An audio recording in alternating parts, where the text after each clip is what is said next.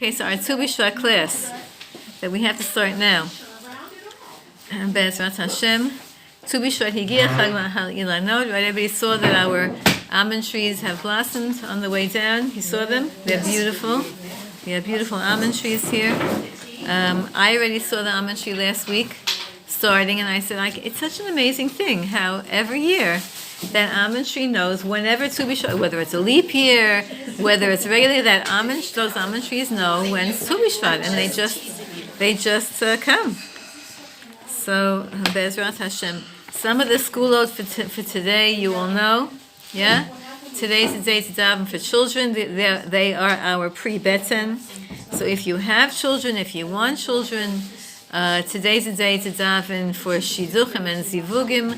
The wife is called the Eitz Zayit, the olive tree. So think about some other people who need things in your life and daven for everybody else that you can think of.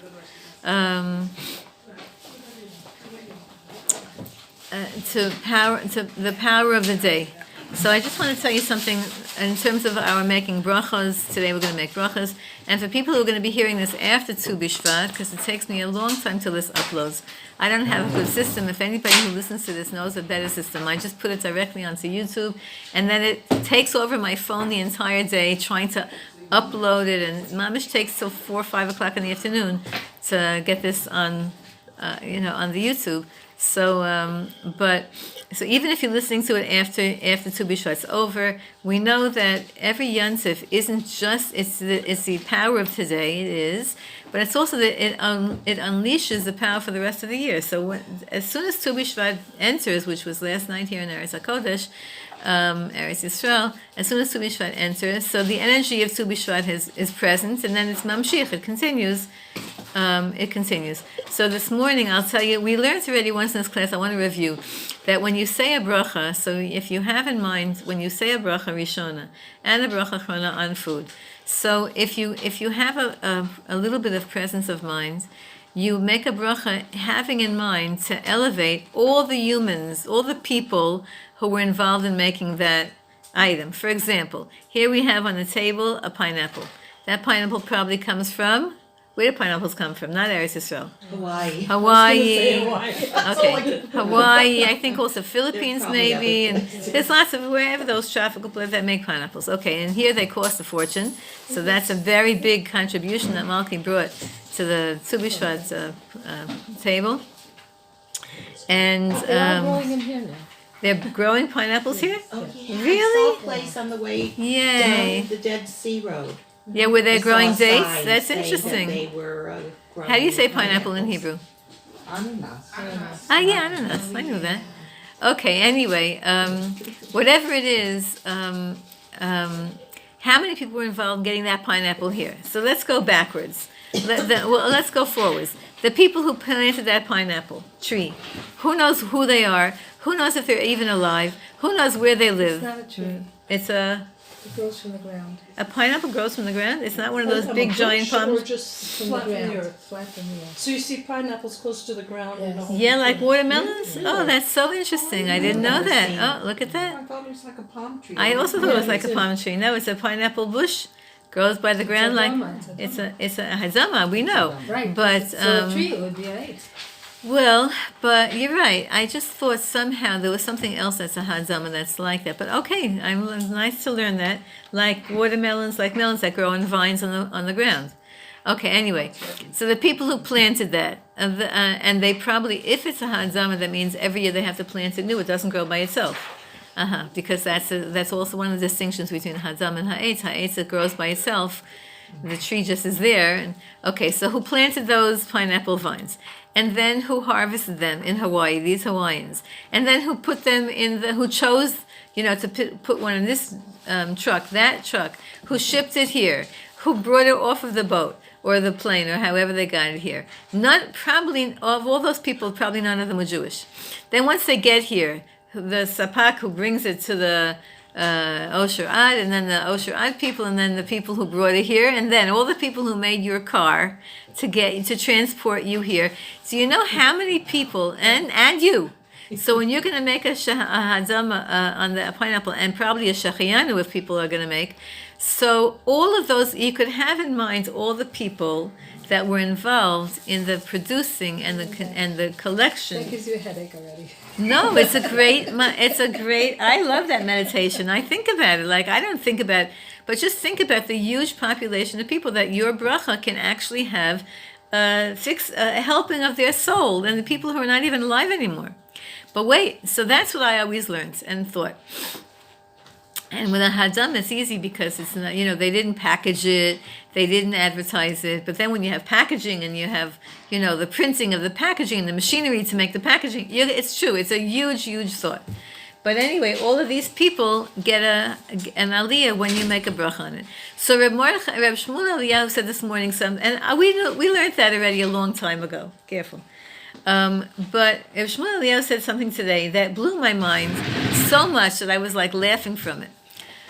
He said that there are certain, not only does the people get elevated, but he said animals whose bodies decomposed in the places where those things were planted and the body became earth, that even that animal can have an aliyah when we make a bracha. How crazy is that? You're not talking about, like, for instance, the cows who made the milk and stuff. Now he was talking about the Borei Priya Eitz brachot. And he was saying that, let's say and he said even a dinosaur or an animal the extinct animals that we don't have anymore, their bodies might be, how do we know? Fertilized in the ground. And by making a bracha on that piece of food, you have the ability. Now listen, is it me and you have the ability, or only big tzaddikim? I don't know. Amech kulam tzaddikim, all Jews are tzaddikim. But just even to have in mind, not just to say thank you Hashem, and not just to ask permission, but have in mind that what a Jew is beyond our imagination. What we accomplish spiritually really is beyond our imagination. And that's why we won't see any reward for a mitzvah in this world, because this world is not big enough to contain the reward of even one mitzvah. And how many mitzvahs have we done, Baruch Hashem, in our years in this world?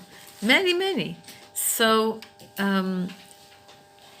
that's why the Ramchal begins the whole Mesilas Yesharim with the concept of thinking about the next world, and that this world is a corridor to the next world, and that Hashem only wants us to have pleasure, and that's why He put this world first, etc. There's so many thoughts about the next world that it blows your mind. So having that in mind when you make your brachos today, so have in mind whatever you want to have in mind. Even you could just have in mind, thank you Hashem that you gave me the energy to get up in the morning, to be able to live, to be able to work, to be able to have the money. 10:30 in the morning. Just think what we'll to be able to have the money, to be able to purchase the fruits that I'm eating. Even that, it's a thank you for keeping me alive. For those people who are retired already, thank you Hashem for being able to allow me to retire. I don't think anybody should ever retire, but I'm okay. You had a crazy life. You could retire now. You're doing mitzvahs with you. But whatever it is, it's good to keep working. And anyway, Jews never retire, because as soon as they retire, they start going to shiurim and go back to kollel. And my father, he should rest in peace, when he retired, that's what he did. He went back. He never, he never stopped learning all the years, but on a small amount. And when he retired, that was his thing. Don't eat I'm yet. not doing anything. I'm just putting it out there because okay. When my father retired, he became from again. He was from in Europe before the war, and after that he became Amish. Wow. So, sometimes Hashem has to let a person live a long time. I saw, in order for them to be able to then do the next shlav of their life. It's not like you retire, you finish. By the way, two stories about that. The Rebbe Reb Zusha, when he was going on one of his guluses, right? So he and the Rebbe Elimelech, when they were younger, they would go and make trips. They would go put on beggars' clothing and walk around, knock on doors. Can I come to you for Shabbos? And in those days, people said sure. They didn't worry about all the things that we worry about today. So the Rebbe Reb Zusha was once sitting by the table of and he and the Rebbe Reb Elimelech would have these conversations like they would discern, with Ruach HaKodesh, they would know like what avoda in each house needed, like what mistakes were the people in that house making, what did they need encouragement on, what did they need praise about, and then they would have a conversation between themselves, and that would be the conversation as if they had done an Aveira. The Rebbe Reb Zusha would say, I said Lashon Hara about the Shaychet today, that he didn't do, and that was exactly what had happened today in that family. And he says, and then his brother would say, okay, just do tshuva. And he would say, how do I do tshuva? And they would have these conversations back and forth, which was really just exactly directed to the people that they were saying by. So one time the Rebbe Zusha went to in a house that the people were not machshir so much hachnasis orchim. And they like begrudgingly hosted them. So he took his hands, he pushed up his sleeve, and he began to kiss himself. And he would say, Zusha, you're a sefer Torah, you're a chefza de kedusha. And his brother said, what are you doing that for? And he said, so he answered him back, don't you know these people are hosting me, and I become a holy object because they're getting Gan Eden because of me. Because they're hosting me, so I am kissing myself like a kiss of Sefer. Mezuzah kiss of Sefer Torah, kissing me, because just by my sitting here, my physicality sitting here is holy because it's getting these people Gan Eden, Olam Haba, and they got the message. Okay, so Where are those stories from? where are these stories from? I'm listening to stories my whole life of. But there's a very, very good if you want to learn Chassidish stories.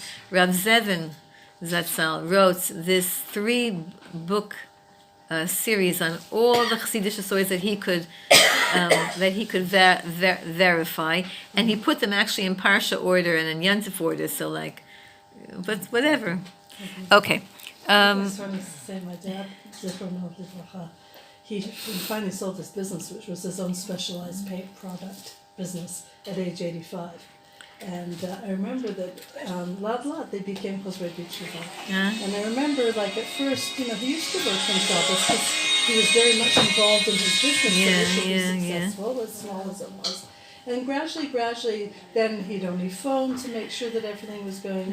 And then they kept Shabbos enough that he didn't go into work anymore. But, even them in that era, Hashem has to keep us alive to be able to finish our job. Not just that, but I read someplace else that Hashem has to keep many people dependent on you.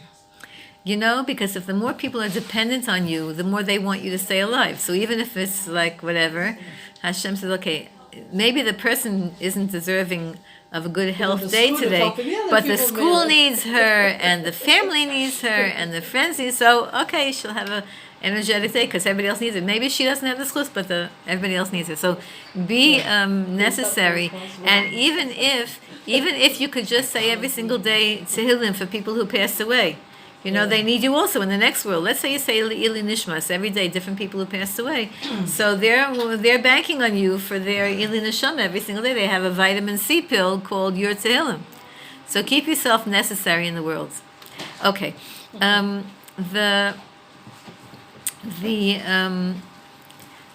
I have a Likutei Moharan? Thanks.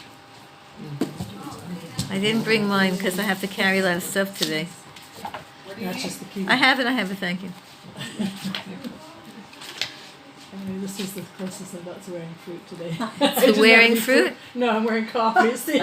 You're wearing the coffee beans. Carob bean. No, could they be carob bean? Because carob is a... Okay, we'll pretend. Okay, good carob coffee. That's a real coffee lover. I wear my coffee. That's It's the nice. closest I could get without spending hours rummaging through. Okay. So Rabbi Nachman in lesson number 14 has the following teaching. He says that a person, in order for a person to really acquire Torah, it's a very simple thought. In order for a person to really acquire Torah, he has to be humble.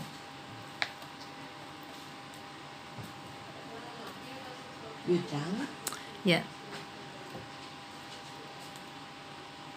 He has to be humble. I just want to show you the line because I'm not going to talk about that a lot. The whole teaching is talking about kavod, and healthy kavod, healthy honor. And what really is kavod? You know that in Tehillim, your neshama is called kavod. Ura kevodi, wake up my kavod. What does that mean, wake up my kavod? Wake up my neshama, wake up self. And David HaMelech says that. So,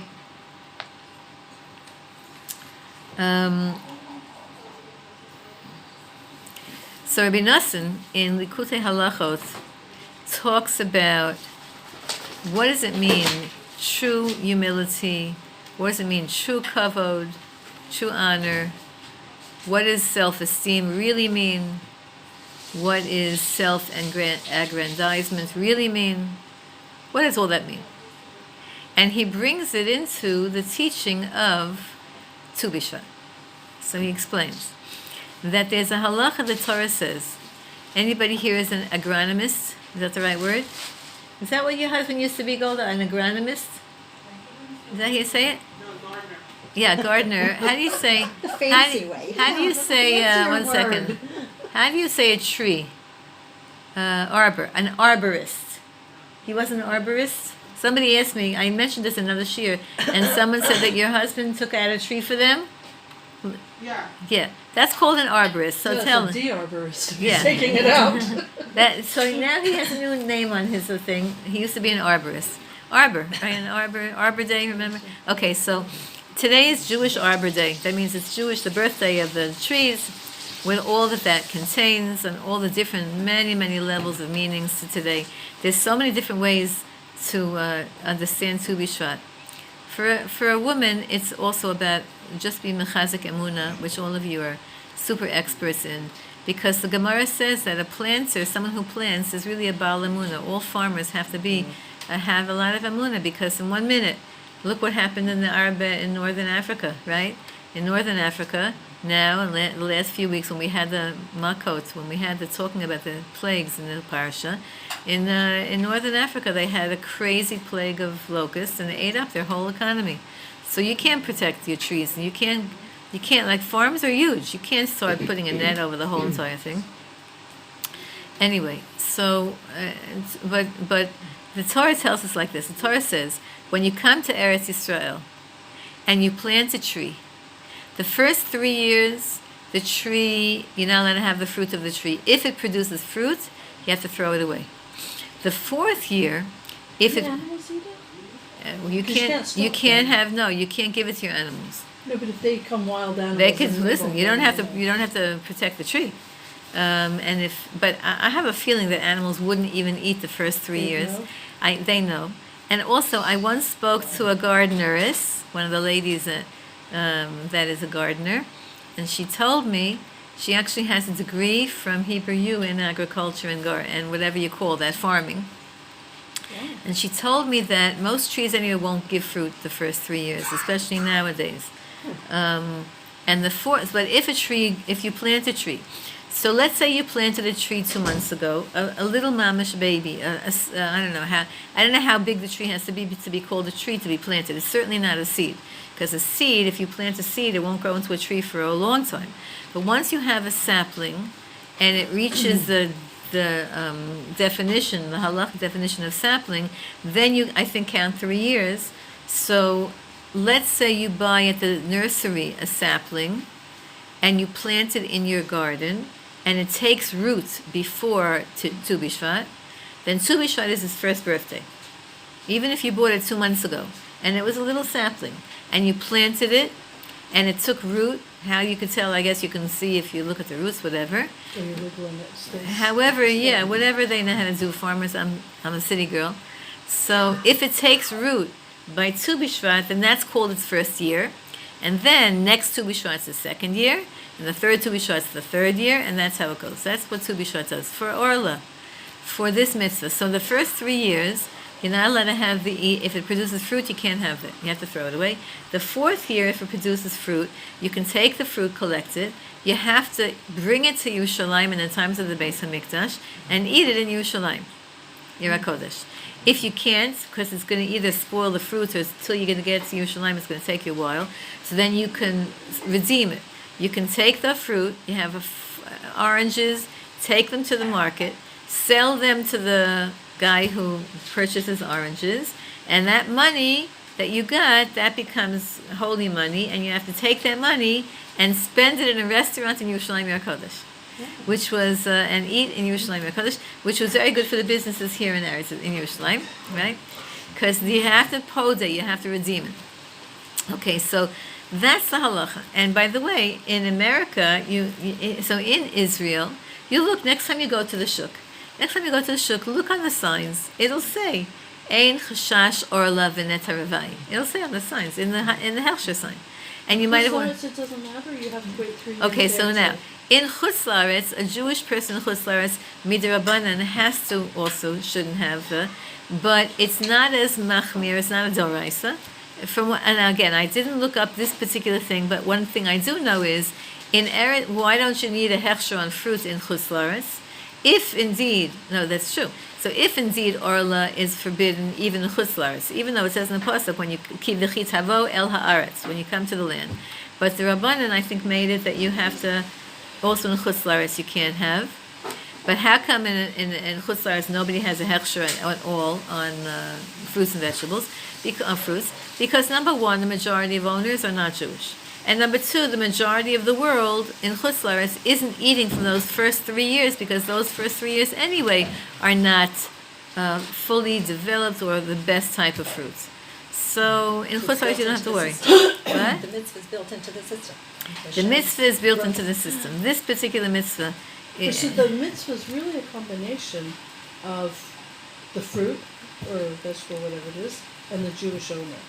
In other words, if the Right. if the owner's not Jewish, then so he in doesn't have Eretz, to worry so about I it think then? in Eretz Yisrael, if the owner is not Jewish, you still have to worry. I think, not sure. I'm not Because sure it's just on the fruit itself. because it's on the Chit Havo El Right. Haaretz. So, I think, but I'm not sure.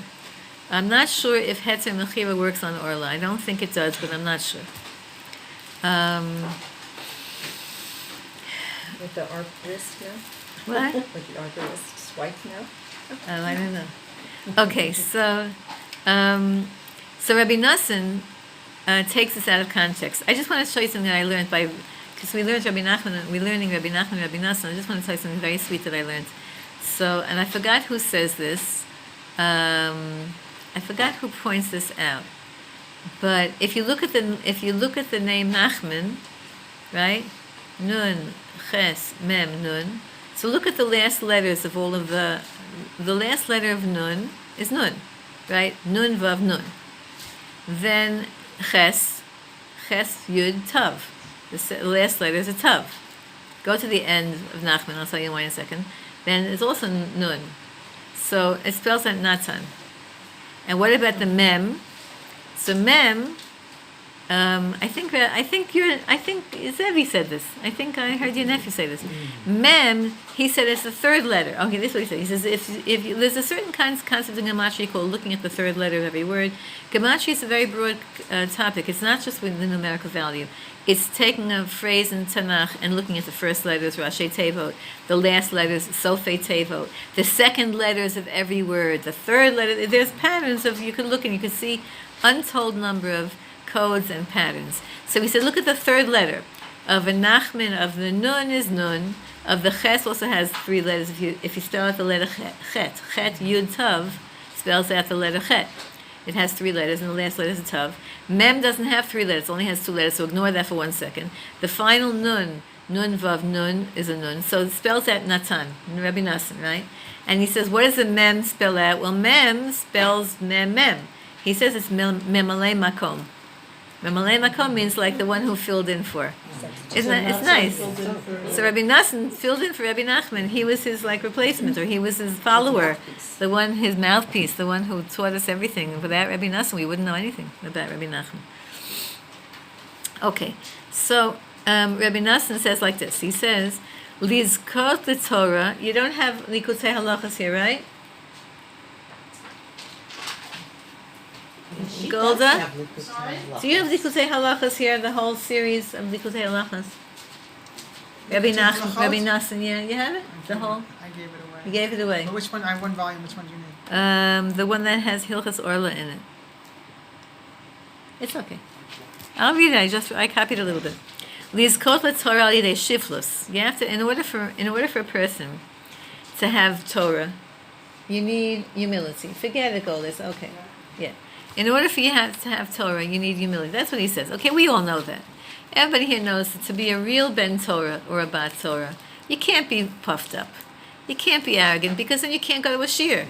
You can't go to a shiur because as soon as you walk into the shiur, you think, I know more than the person who's teaching. You might, yes, then go to a shiur of somebody who you know less than. But if you think you know everything, you're never going to learn anything. So you need humility. I remember years and years ago, I was once giving a class, and a woman walked in who I knew, who had been actually a former student of mine many, many years earlier, and she never comes to shiur. So I was very happy and pleased that she came. Like, okay, good, maybe things are changing in her or whatever. And I gave the shiur. At the end of the shiur, I said, okay, any questions? And right away her hand shut up. And she had a question, and she had a question on something totally unrelated to what I had, what we had learned. Not just that, but it was like a fight that she was having clearly between her and somebody else who was a regular at the shiur. And she wanted me to paskin. Like, what would you do if this happened to you and if that happened to you? And so I realized she didn't come to the shiur. She came. It was a setup. She wanted Prove to. herself right and the other woman wrong. She didn't want to learn. And I was so happy. Like, oh yeah, she's finally coming. She didn't come to. Okay, maybe she did come to learn. I shouldn't judge her poorly. But, you have to go in with a certain humility to learn. Everybody knows that. That's why we're here. We're learning from each other. We're learning. So, Rabbi Nassim says like this. He says, we learn this concept of humility from the halacha of Orla, of the first 3 years. This is a very interesting thing how he does this. The pasuk in Dvarim says, Ki ha'adam eitz hasadeh. Right? You can't cut down a fruit tree that's alive and that's producing fruit. You can't kill it because ki ha'adam eitz hasadeh, because a human being is compared to a fruit tree. Our roots are really our ancestors. It's an upside down fruit tree. Our fruit is our kids and our actions. So we don't cut down and destroy living fruit trees. We can transplant them, I'm told. Is that true, arborist's wife? Can you transplant a fruit tree? You also know this, Leah. They were doing it in the yard when they were going roots in the tea, they were You having can stuff. transplant it. You can put it someplace else, yeah? They don't always last, but you can try. You could try. All the date trees on Country Nisharim are going to be uprooted. and Okay, guess what? Did you see the first level? We're all uprooted. It's heartbreaking. really are. It's so hard. So when they planted those trees, I was like, oh, because the Knesset to every yeshuv are date palm trees. You know that? Okay, now you look every time in your yeshuv also. The Knesset, every yeshuv has a winding till you go to the Shomer, right? Yeah. And then the first main entrance street is always lined with date palm trees. That's how they drew and they built Eretz Yisrael. So I felt very good, like we're coming into the yeshuv of Har Nov, because you come down the street and you have all these. Okay, now we're going to come in through the train. They're going to have the train, Be'ezrat Hashem, speedily and in our days. Okay, so Rabbi Nassim said like this. He says that in order to have a Torah, you have to have humility. And you can't be an external show-off. You have to be pnimi. You have to be internal. You have to really be working on yourself. And the working on yourself doesn't have to be announced.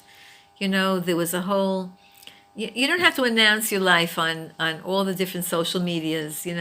Today I went to the Kotel today, and if you want to send to your family is one thing, but to Someone sent one from a Yuchid room.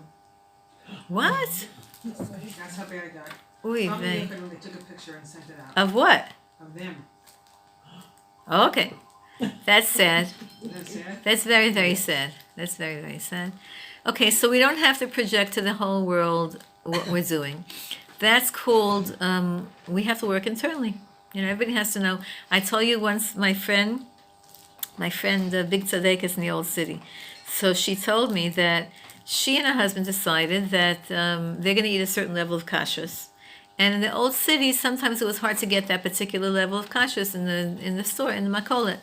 So she said that she once walked into the makolet, and she saw the wife of one of her husband's colleagues, a Rav, a Rebbetzin, buying a certain cottage cheese that didn't have exactly the highest hechsher, it had the second to the highest hechsher.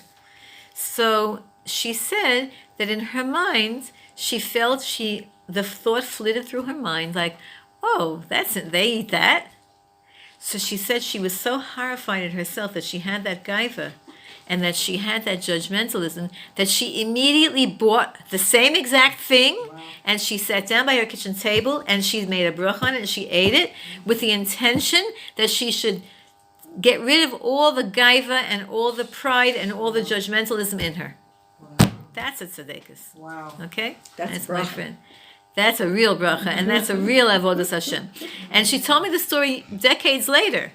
I don't know how it came out. And she just said that story. She said, oh, this is what I did once because we're good friends. But whatever it is, that's a real avodah. That's internal. I mean, the irony is she didn't really know who she was buying it for. That's also true. She didn't know who she was buying it for. She It could be didn't. that she was buying it for somebody who didn't really care. It could That's be. true. It totally could be.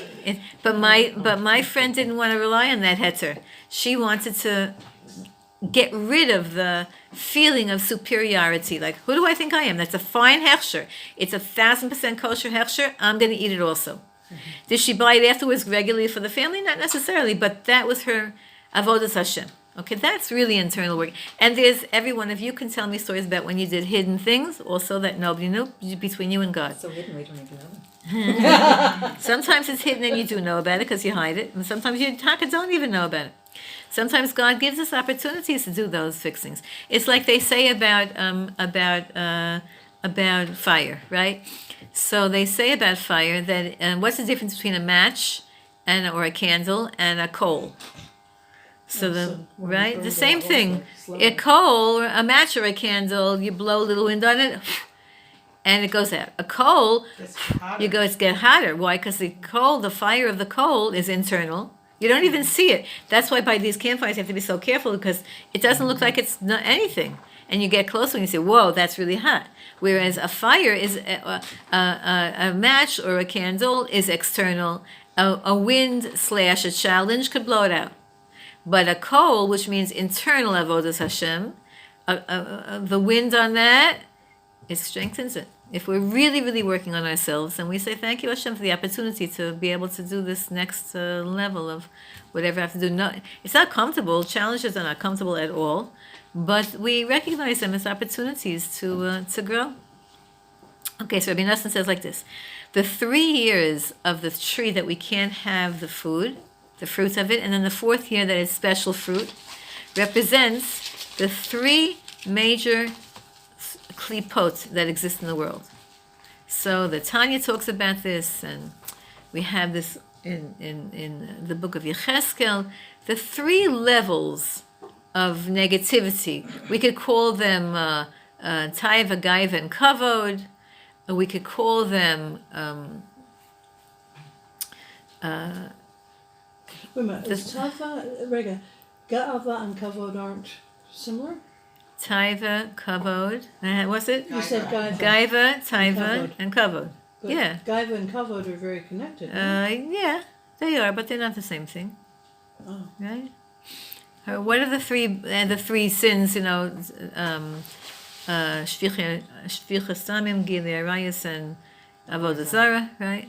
All the 3 bad. There's 3 levels of bad in the world, and in the Chumash is called. These 3 levels are called when Yecheskel was having his prophecy before he saw the Merkava.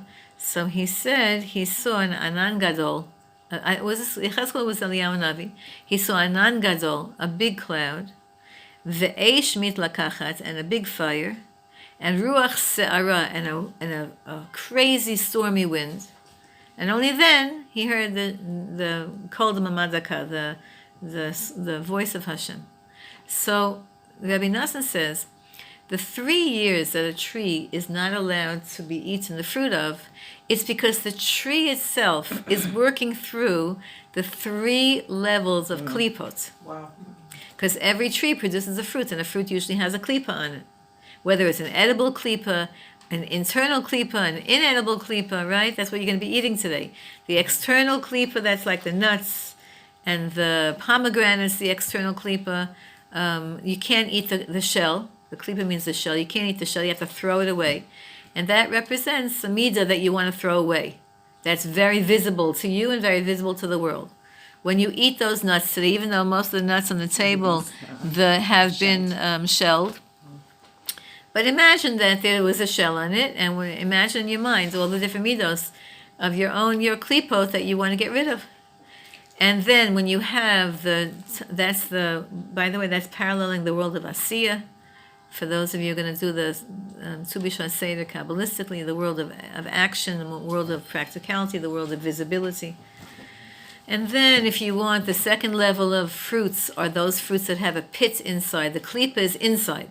The outside is edible, like a peach, a plum, a pomegranate, a prune, a date. What? Apple. Okay, so apples, believe it or not, are considered the third category. Because they're tiny. Yeah. But the big pits that you can't really eat, the pit that pits inside, and that represents a midah that you have inside.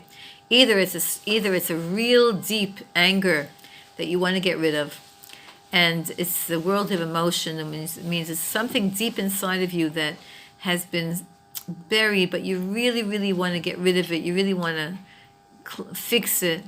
So when you spit out that pit, so you're spitting out, allegorically and even consciously, you're spitting out whatever hardened heart inside of you that you have. What's the third? We've got the external klipa, the internal That's pit, it. and the third as well? Wait, I'm not up to the Oh, third we yet. didn't finish. So, and not just that, but you should know that the internal klipa is really a seed. The external klipa of a walnut shell or an almond shell, you can't do anything with it. You just have to throw it away. But the internal, Oh, you plant it. you could plant it, right? So that internal thing that's inside of you is actually a seed for some kind of a spiritual growth that you could accomplish. And the final type and that's from the world of Bria, of Yetzira, which is the world of emotions, the world of creativity. And the highest level food is like a grape, that you can eat the whole thing. So in that category are grapes and afar simon and no apples and oranges and But there's no klipa. There's no klipa. The whole entire fruit is edible. Persimmons have this. Does a persimmon have a pit? Yeah, big I don't know. I don't eat persimmons, so I don't know. Yeah? Yeah? You eat them. You eat the big You could eat an apple Persimmon? core. You're talking about something else. persimmon. No. Afar simon? Afar simon has no, it's like a tomato. It doesn't have It doesn't a... have a The orange You're thing? talking I'm thinking about about something- Shesek. Yeah. Yeah, you think it's shesek. Shesek has 3 pits, those 3 little guys in there. I don't know how to say shesek in English. Kumquat. Kumquat. Loquat. Loquat? Loquat. Oh, you're right. Loquat. It's a quat. It's a quat. Okay. So what does that symbolize? You can eat the whole thing and therefore there's And no... that represents giving yourself a pat on the back and saying, I am good through and through. Wow. However, I want to use my goodness, we're going to see in a second, I want to use my goodness in a holy way. And by the way, the 4th level, if you want to have the 4th level of Atzilus, then you have to take a fragrance. You have to smell a fruit. Because there's no physicality in the eating of it, but there's a pleasure in the smelling of it. Okay, so Rabbi Nassim says like this. The 3 klipot means you have to be humble in 3 categories. The first category is the most obvious one. You have to be humble in front of somebody who's greater than you. You have to acknowledge, this person is better than me in certain areas. And in that area, that person I have to be humbled in front of. The second level is a person who's on your level. You have to be like Moshe Rabbeinu said, if somebody had my soul, they were me, they would have accomplished more than me. So someone who's on your same level, you have to also be humble in front of them. And the third level, Rabbi Nassim says, is somebody who's even lower than you. You have to be humbled vis-a-vis someone who's lower than you. They say, what's his name? Rav Fishel Schachter, he says such funny stories. So he said a funny story that there was a certain Rebbe, I forgot which one, who would not walk into his tish until he would look at the people assembled there and think a good thought about each one. And there was somebody who once came to the Friday night tish who was a real bad person, like the evil person of the town. And he decided to come to the tish that night. and the Rebbe couldn't walk in because he couldn't think of a good thought about him because this guy was, had done every bad thing to every person. Oh, very good. That's the finally the Rebbe came in. He came in. He said, I was able to think a good thought of him because if I were him, I wouldn't come to a tish. He came to the tish, so he's lower, but I was able to figure out a good thing about him. But who are we to say what level anybody's on? Okay, but you know what I'm saying. You're right. You're totally 1,000% right. None of us know, but it's appearances. Like in So terms that's of, being very judgmental. You look at somebody, you think he's on a lower level. What do you know what's inside? It's true. It's true, but definitely I looked at the picture of Reb Chaim Kanievsky this morning that they're sending around. So he's sitting by his Tu B'Shvat table. There's a beautiful spread in front of him, and he's just sitting with his Gemara. I'm sure he ate some of that also, but the point they were trying to make is that I'm pretty sure Reb Chaim Kanievsky is on a much higher level than me. I can, Okay. and I'm pretty sure that there are people who are on a much lower level than me. Okay. And there are people who we're all in the same place, basically. What's visible, what's the real judgment, nobody can know at all the real judgment. That's why the first of the Ten Commandments is, Anochi Hashem Elokecha. I am God, your judge. Elokecha means your judge. Only Hashem knows for sure. But how we live, we always make judgments. Tattoos, cursing, Piercings. There's nothing wrong with tattoos and cursing. I don't talk about that external stuff. I'm talking about murderers, extortionists. Those are people who, you're not a murderer, nor are you an extortionist. But even that person, you have to figure out, you have to be humble towards thinking, if I had that person's Yetzer Hara, maybe I would do worse than them.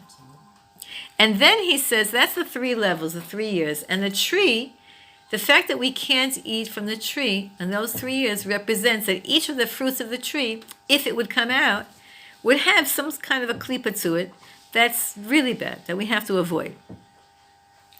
So what about the 4th year? The 4th year, Netz HaRavai. The 4th year, Netz HaRavai. You're allowed to eat it, but you have to eat it in a very special way. You can't eat it regular. You have to either bring it to Yerushalayim itself. If you live next door, you pop into the old city with your oranges and you eat them there. Why is that? Because the 4th level is called Klipas Noga. Remember what Klipas Noga is? It's the klipa, it has good and bad in it. It could go one way, like the machine. Noga is in pleasure? Noga means beauty and pleasure, yeah. Lion at the end. With a hay at the glow, end. It's not glow? Oh, It means, it also means a glow. It also means to touch. It's a very interesting word, Noga. There are people who even give that name Noga. yeah. Yeah. I wouldn't necessarily recommend that. But it means, could go either way. It has a little good in it, it has a little bit in it. Like the Eitz Hadas, Tov Ra, like this phone that I'm recording on. A lot of good in it. Could have potentially a lot of bad in it. That's called Klipas Noga. Klipas Noga you have to be very careful with. Because there are certain klipot, there are certain things that we totally avoid. We know this is bad, I'm not going there. But then there's a place of like gray, like I'm not sure. It could go this way, it could go that way. You have to be very careful with that. So you can eat it. Klipas Noga you could eat. It says that the soul of the Tanya says that the soul of a Jew comes from Klipas Noga. I don't want to, I don't want to say the rest of what the Tanya says because anybody listening on this might get upset. But about that particular thing, but you can understand from what he said, what I just said. So the Klipas Noga means that even our Yetzer Hara has a good side to it. Because Klipas Noga means even the bad has good in it.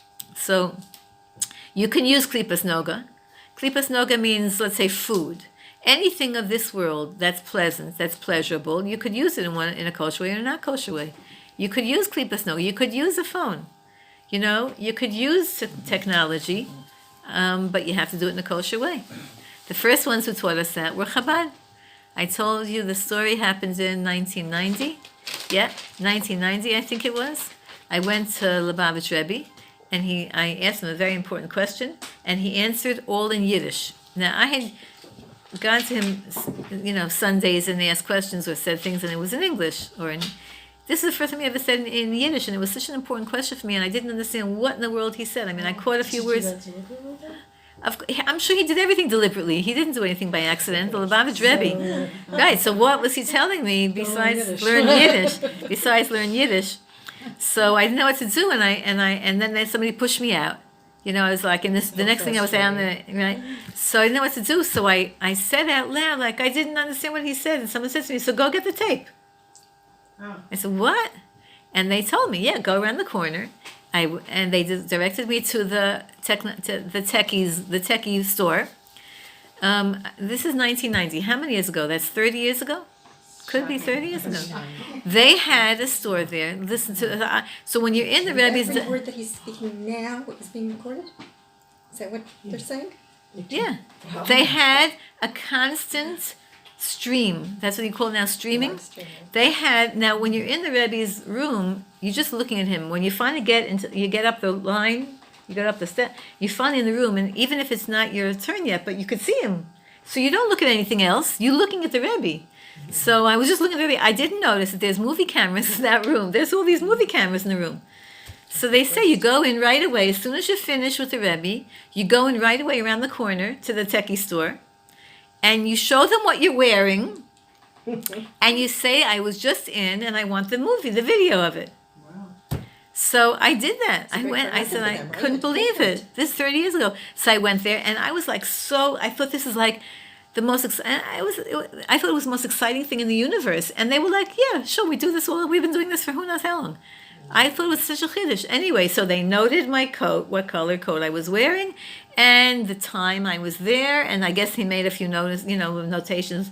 Maybe they were taking a picture of me also at the same time, who knows? And I paid my $10 or $15, because that's how much it cost, and I waited patiently, and 2 weeks later, indeed, they delivered me a big, giant, fat VCR tape. Remember what those were like? Yeah. I now had to find a VCR machine, and I had to find a translator in Yiddish to explain to me. So what? You got your answer. Yeah, I did. I went, then I did. I was able to, it was a major test for me. Every day I kept saying, I sent it to the office in my school where I was teaching, because they had it in the VCR machine. And I thought maybe if I listen to it slowly, I'll get what he's saying. But I got a little bit, but I didn't get anyway. So that's called using technology. That's 30 years ago. If you look 30 years, if you look back at what the world was doing 30 years ago, I don't know if anybody had those things happening, and certainly to make a movie so quickly and to be able to send it out worldwide. What was the answer? I didn't tell you what the question was. Jeopardy. Okay, can I? Wait, so that's called klipas noga. Klipas noga means a klipa that could go either way. You have to be very careful with that, and you have to take it to a holy place, Yerushalayim HaKodesh, and you have to eat it there. And that means, this is what Rabbi Nassim says, he translates it into, humility, even be humbled towards yourself. Be humbled before yourself. Meaning, you could even say, well, I remember I had such a good davening a few weeks ago, and now my davening wasn't so great. So you could even try to find humility vis-a-vis your own actions to keep you in a humbled state. You know, they say, it says, we learned this last week, that they don't appoint a leader unless he has a kupat shratzim, unless he has a bag of cockroaches, of bugs. No, we're not doing it inside. A bag of bugs on his shoulder. In other words, unless you have a past. We didn't learn that here? Yeah, we did. We did. So unless you remember we talked about Shaul HaMelech and David HaMelech. Shaul HaMelech was perfect and his malchus couldn't last. David HaMelech was imperfect. He had a past. He had skeletons in his closet. Somebody gave me that. Was that you? Gave you that? So whatever it is, you can only appoint a leader who has skeletons in his or her closet, meaning the person has to be humbled when they're thinking about their own life and the mistakes that they've made. That humbles you in front of yourself. Or think about yourself and the great things that you've accomplished. And today's is just like a non-accomplishing day. And that humbles you before yourself. That's how he says is the 3 shanot, orla, and the netaravai.